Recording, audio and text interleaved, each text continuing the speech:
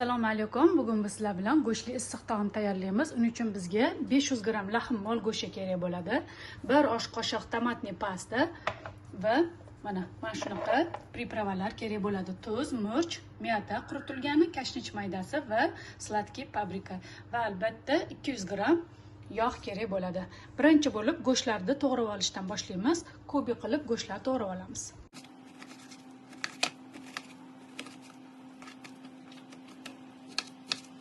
Qizib turgan tavamizga yog'imizni solamiz.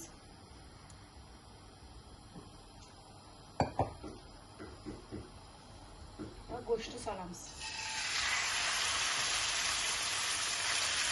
Mana shunaqa go'shtni suvi chiqqan paytida mana 2 zubchik chesnak solamiz.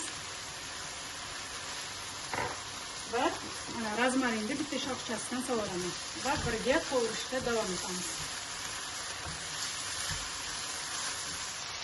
Mana go'sht o'zini suvi tugaguncha yaxshilab qovuriladi. Endi mana hamma pripravani solamiz. 1 osh qoshiq tomatli pasta solamiz. 1 osh qoshiq. Yaxshilab aralashtiramiz. Hamma pripravalarimizni aralashtirib olib 150 gram suv qopqog'ini yoqib qo'yamiz. Suvi kamayguncha, suv tugaguncha past olovda dimlab qo'yamiz. 45-50 daqiqaga dimlanadi.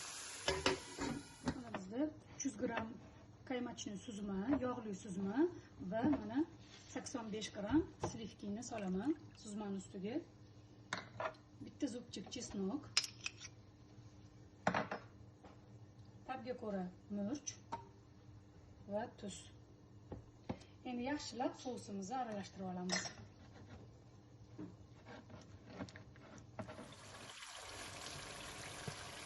Mana go'shtimiz tayyor bo'ldi. Endi idishimizga kartoshkali reslarni solamiz.